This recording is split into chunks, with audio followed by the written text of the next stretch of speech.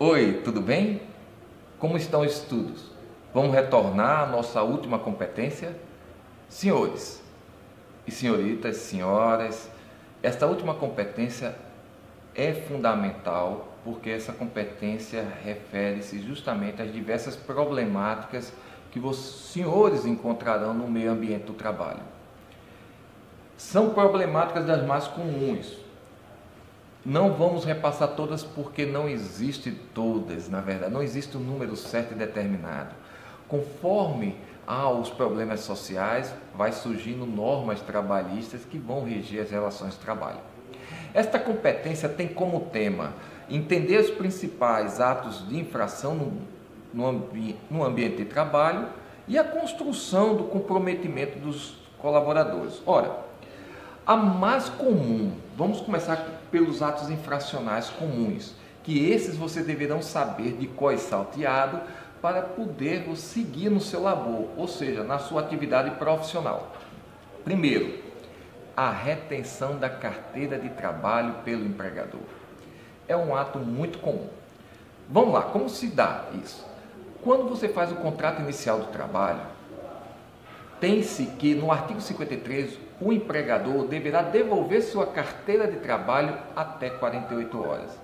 Significa que ele deverá fazer seu registro, deverá formalizar teu emprego, fazer toda a base contratual, registrar na CTPS, Carteira de Trabalho e Previdência Social, e devolver essa carteirinha, aquela famosa carteirinha azul do emprego, que muitas vezes você tira na Delegacia Regional do Trabalho. Qual é a pena disso? Pois bem, está previsto no artigo 53 da CLT, Consolidação das Leis do Trabalho, e que determina que poderá o empregador sofrer, ele fica passível de multa de 1 salário mínimo até 15 salários mínimos, certo? Outra coisa, se ele ultrapassar esse tempo, aí começa a ter implicações maiores. Se o empregador, sem justificativa, ultrapassar o prazo de 5 dias, ele comete um ato infracional, uma contravenção penal. Sim, é uma caracterização de um tipo de crime, certo? Vai ter que ser registrado, você vai ter que informar a Delegacia Regional do Trabalho e ele fica passível de multa e de prisão.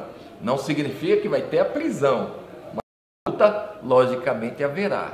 Então, é uma penalização maior, justamente para impulsionar que o empregador ele entregue, lhe devolva a carteira de trabalho.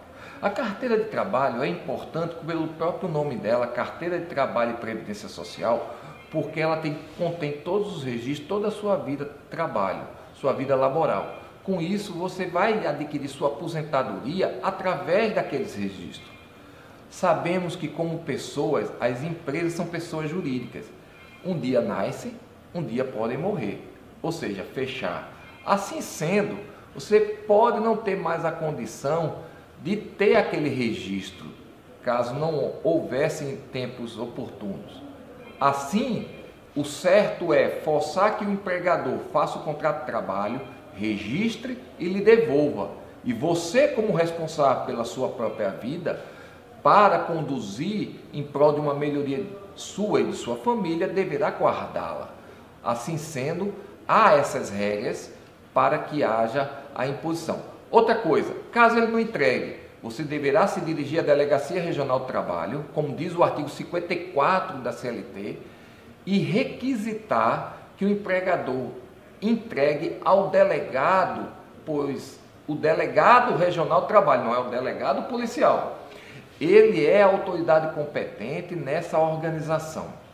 Então, o empregador vai ser informado, vai receber uma cartinha, vai ter que se dispor a ir à Delegacia Regional do Trabalho próxima e entregar, ou seja, aonde terá a sede do seu empreendimento, entregar a carteira de trabalho conforme previsão toda anotada lá, para que o empregador se dirija a esta instituição e receba a carteira diretamente do delegado regional do trabalho. Ora, o que acontece se ele não fizer isso? a multa aumenta. A multa poderá chegar até 30 salários mínimos. Na verdade, a lei fala de 30 salários regionais, de referência regional. Esse salário de referência regional, no Brasil, é considerado como salário mínimo. Então, esse é um ponto que nós falamos e é o mais comum de todos. Existe um outro que talvez seja também tão conhecido dos senhores, que é o trabalho formal. Ou seja, a falta do registro formal do empregado, certo? E vocês são responsáveis por esse registro, que são os técnicos de RH. O que acontece? A empresa fica sujeita a multas de até 30 salário mínimo por cada empregado. E a reincidência dessas é multiplicada pelo número de empregados. Ou seja, são multas pesadas, são multas que fazem com que o empregador modifique justamente sua intenção de querer lesar o cidadão, porque a falta de registro acarreta danos. Mas na Justiça do Trabalho vai ser forçado o empregador a registrar, então não adianta. O ideal é manter em ordem. E outra coisa, vocês como técnico e responsável pelo regime da anotação da carteira de trabalho, vocês têm que estar ciente que essa carteira tem prazo para devolução ao empregado. Vocês não podem reter, fazer o trabalho lento, não, estou cheio, não importa. Contrata-se mais, forma-se uma equipe de colaboradores, mas vamos desenvolver, vamos aumentar essa linha de produção de registro. É necessário. Nas grandes organizações existem RHs altamente competentes que buscam a eficiência justamente no atendimento ao colaborador. Um bom colaborador, você terá uma boa equipe. De uma boa equipe, você terá uma boa produtividade. Outro fator fundamental que nós devemos comentar aqui é sobre a jornada de trabalho. Ora, a jornada normal de trabalho é constituída de 8 horas diárias e 44 horas semanais. Porém, você pode fazer a compensação. Por quê? Porque de repente na sua instituição você recebeu uma tarefa de última hora, chegou um caminhão, se for uma transportadora. Isso não significa que a pessoa tenha 8 horas, tem que bater o ponto, tem que sair. Não, porque como a empresa tem vida própria, acontece vários infortúnios, como na sua família. Você de repente está bem, seu filho de repente está doente, você está doente. Isso modifica o regime de trabalho, sua situação de você ir ou não para o trabalho, da criancinha ir ou não para a escola. Nesta mesma concepção, existem as organizações. Assim sendo, existe uma compensação. Num dia, a pessoa pode trabalhar até 10 horas, ou seja, 2 horas a mais, sem que haja punição da hora extra. Mas logo depois, não precisa ser no dia seguinte, mas depois tem que haver a compensação durante a semana, ou seja, vai haver dias que ele deverá sair mais cedo, constituindo 6 horas de trabalho. Então, regra geral, 8 horas diária de trabalho, média de 8 horas diária de trabalho, formando ao total 44 horas semanais. Quando isso modifica? Jornadas ininterruptas de trabalho. O que significa isso? São organizações que precisam trabalhar nos 3 turnos, quais sejam manhã, tarde e noite. Isso é muito comum no setor industrial. O setor industrial hoje não tem paralisação.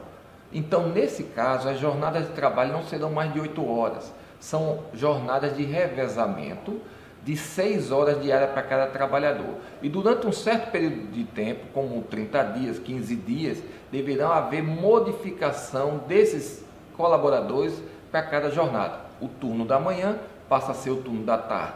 O turno da tarde passa a ser o turno da noite e assim fazendo o que nós chamamos de revezamento.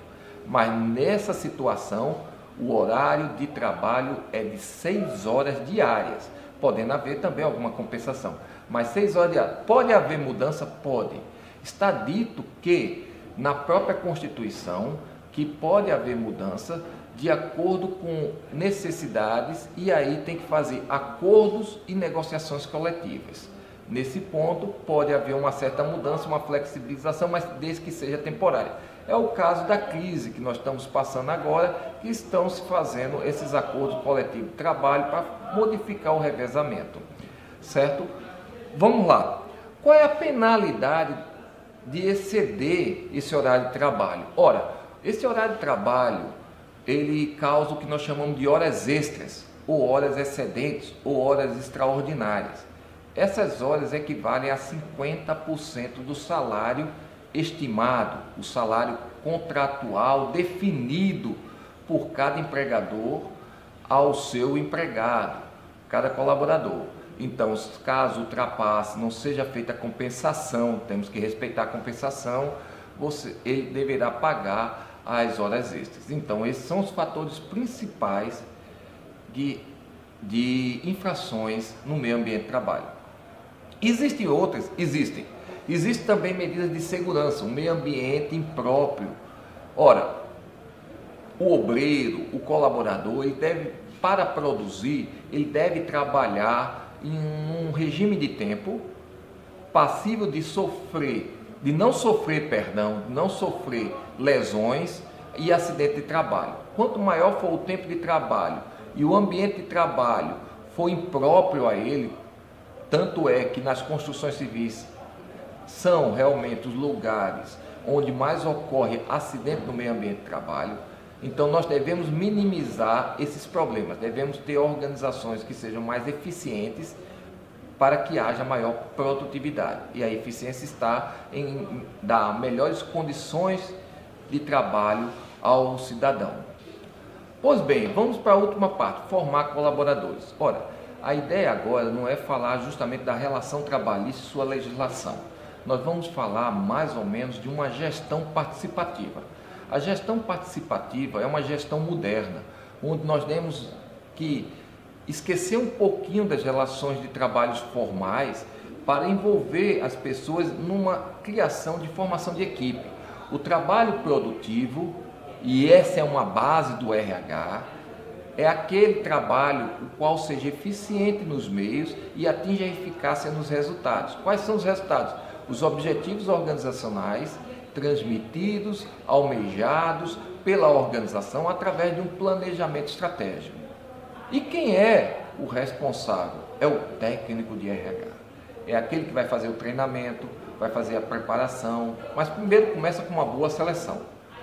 A ideia é que você primeiramente modifique as atitudes, as relações de subordinação. Respeite mais o empregado, chame-o de colaborador.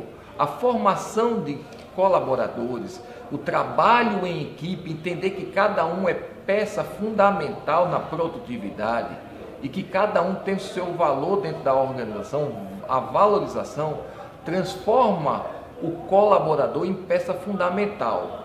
Voltando ao que nós falamos no passado, do que nós chamamos de capital humano nos fatores de produção. Então essa relação empregado-empregador foi muito instituída e foi denominada, conceituada assim, principalmente no Brasil, pela consolidação da lei de trabalho, uma lei de 1945. Hoje, o moderno empregador, ou seja, o moderno gestor, é aquele que sabe trabalhar com os seus colaboradores, já colocando dessa forma, buscando a união, buscando a produtividade, a eficiência na sua atividade e, ao final, consiga atingir os objetivos, metas organizacionais. Assim, ele terá eficácia. Entendam, amigo, eficiência está nos meios, eficácia está nos resultados. Aquele que souber definir melhor, planejar, organizar e colocar e trabalhar com recursos humanos, aquele obterá os melhores resultados, terá maior eficiência no setor produtivo e assim terá um trabalho atingindo as metas e objetivos organizacionais anteriormente planejados. Esse é o sentido, é o objetivo geral deste curso. Espero que os amigos tenham aproveitado, espero que os amigos aproveitem, melhor dizendo, os instrumentos que foi lhe passado. Aquelas informações serão pertinentes para a sua vida laboral. Espero que um dia os veja com sucesso, certo? Que vocês aproveitem o material, que tenham sucesso no seu mundo profissional que vocês estudem bastante e que seja peça fundamental da modificação da sua vida social, política e econômica. Isso é o que eu espero, é o que eu desejo. Prosperidade e sucesso para os senhores. Até mais, até uma próxima aula. Bom estudo e um abraço fraterno. Obrigado.